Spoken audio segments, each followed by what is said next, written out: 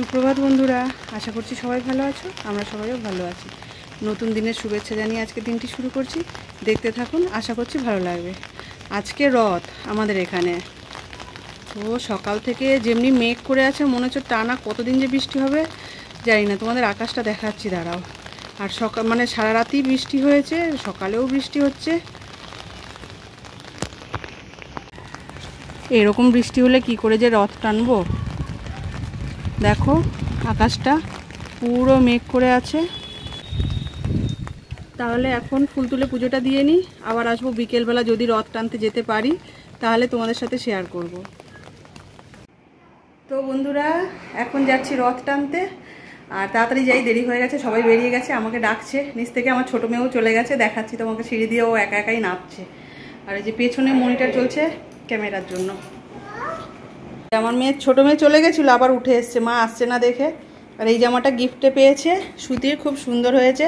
আর এইটা বলছে ও আমাকে গয়ায় পরিয়ে দাও, আমাকে পরিয়ে দাও, দিয়ে বলছে কেমন লাগছে। চলো চলো চলো মা, চলো। হ্যাঁ চলো।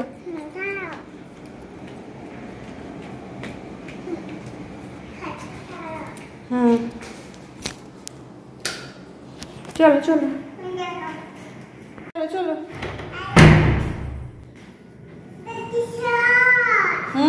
চলো চলো।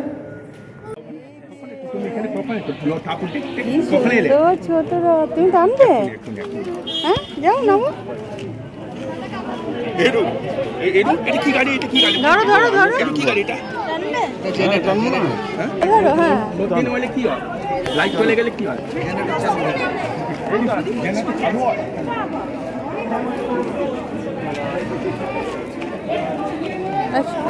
আচ্ছা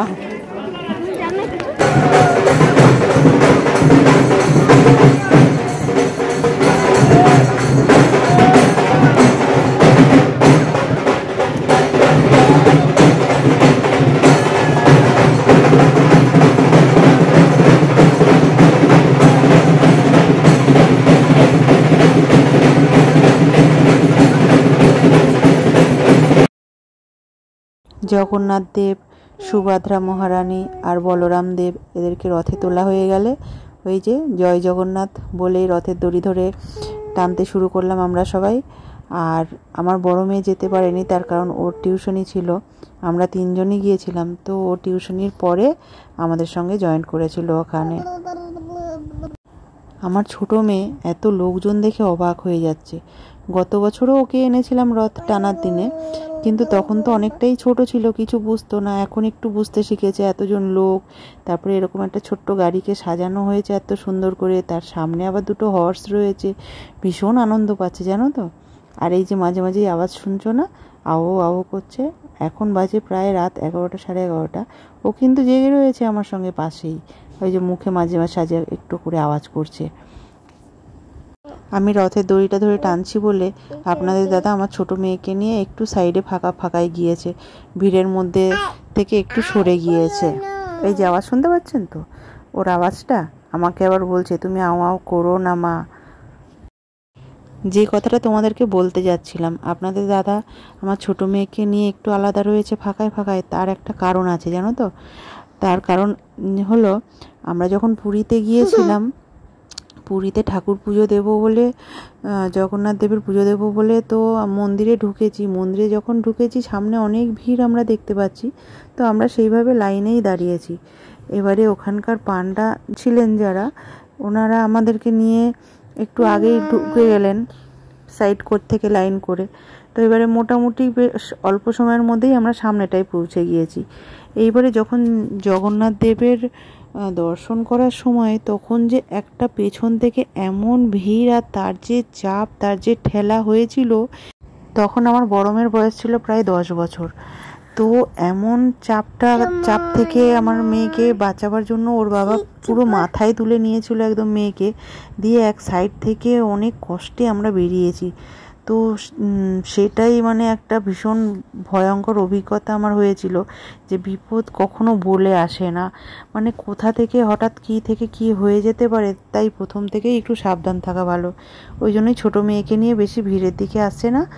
ওই জন্য যখন আমি দড়ি ধরে টানছিলাম তখন আপনাদের দাদা ছোটো মেয়েকে নিয়ে একটু ফাঁকার দিকে ছিল, আবার যখন ও দড়ি ধরে টানছিল তখন আমি একটু মেয়েকে নিয়ে ফাঁকার দিকে চলে গিয়েছিলাম। এইভাবেই আমরা পুরো রথটাই এরকম টেনেছি। আর তো বললাম আমি আগেই যে আমার বড় মেয়ে আসতে পারেনি, ওর পড়া ছিল, তো রথে দড়ি তো টানতেও পারেনি, কিন্তু তারপরে এসে আমাদের সঙ্গে জয়েন করে ঠাকুরের সামনে মাথা ঠেকিয়ে গিয়েছে। আগের 1-2 দিন বেশ ভালোই বৃষ্টি হলো, আজকে সকালেও তো দেখলে তোমরা এত বৃষ্টি হয়েছে। আর এখন দেখো রাস্তাঘাট পুরো শুকনো, একদম যেন মনে হচ্ছে যেন বৃষ্টিই খুব একটা হয়নি। একদম মানে সকাল প্রায় 10টার পর থেকে বৃষ্টি বন্ধ হয়ে গেল। আমরা তো প্রথমে ভেবেছিলাম বেরোতেই পারবো না, তারপর দেখছি বৃষ্টি থেমে গেল, আমরাও বেশ একটু আনন্দ করার জন্য বেরোতে পারলাম। তো আকাশ কিন্তু মেঘ মেঘ রয়েছে, তবুও দেখো কত ভক্তরাই এসেছে দড়ি টানতে। আর আমার মেয়েকে দেখেছো তো, আও হাও করেই চলেছে। আমরা যখন বেরিয়েছিলাম তখন প্রায় 5:30 মতো টাইম ছিল। আর জগন্নাথ দেবকে নিজের বাড়ি থেকে তার মাসির বাড়ি নিয়ে আসতে আসতে প্রায় 9টা বাজতে গেছে। এখন কিন্তু রাত 9টা বাজতে যায়, আর জগন্নাথ দেব এতক্ষণে মাসির বাড়িতে এসে পৌঁছেছে। এই যে এতটা টাইম লাগলো আসতে, জগন্নাথ দেবের বাড়ি থেকে মাসির বাড়ি কিন্তু এখানে খুব একটা দূরে নয়, পাশাপাশি, জানো তো। শুধু সবাই মিলে আনন্দ করব বলে রাস্তা থেকে অনেকটা দূর থেকে ঘুরিয়ে আনা হয়েছে। আর দেখো সবাই কত আনন্দে নাচ করছে। আর এই যে এত ভক্তের ভিড় দেখছো, এখানে কিন্তু এদের সবার প্রসাদ পাওয়ার ব্যবস্থাও করা হয়েছে, জানো তো। প্রসাদের মধ্যে ছিল খিচুড়ি, আলুর দম, একটা 5 মিশালি তরকারি, চাটনি, পাঁপড়, পায়েস। তো অপূর্ব টেস্ট ভোগের খিচুড়ির বা ভোগের টেস্ট যে তা তো তুলনা হয় না, সেটা তো কাউকে বলাও যাবে না, এত টেস্ট তোমরা সবাই জানো। আর আমার ছোটো মেয়েকে দেখো এখানে হেঁটে চলে বেড়াচ্ছে মাঝে মাঝে। এখানে সাউন্ডটা দেইনি, তার কারণ হচ্ছে যে গান চলছে পিছনে, ঠাকুরের গান চলছে, তো যদি কপিরাইট চলে আসে, তোমরা যারা জানো তারা তো জানো যে কপিরাইট এলে ভিডিওতে কিভাবে তার প্রবলেম হয়। আর যারা জানো না তারাও একটু জেনে নাও, একটু সতর্ক হয়ে নাও, কপিরাইট এলে সেটাকে রিমুভ করার ব্যবস্থা খুবই তাড়াতাড়ি করে ফেলো। আর দেখো আমি এখানে কথা বলছি আর আমার ছোটো মেয়ে ঘোরাঘুরি করতে করতে এতক্ষণে বেশ অনেকটা রাতই হয়ে গেছে। তোমাদের তো বললাম প্রায় 9টা বাজতে যায়, আমাদের ঠাকুরও এসে পৌঁছে গেছে।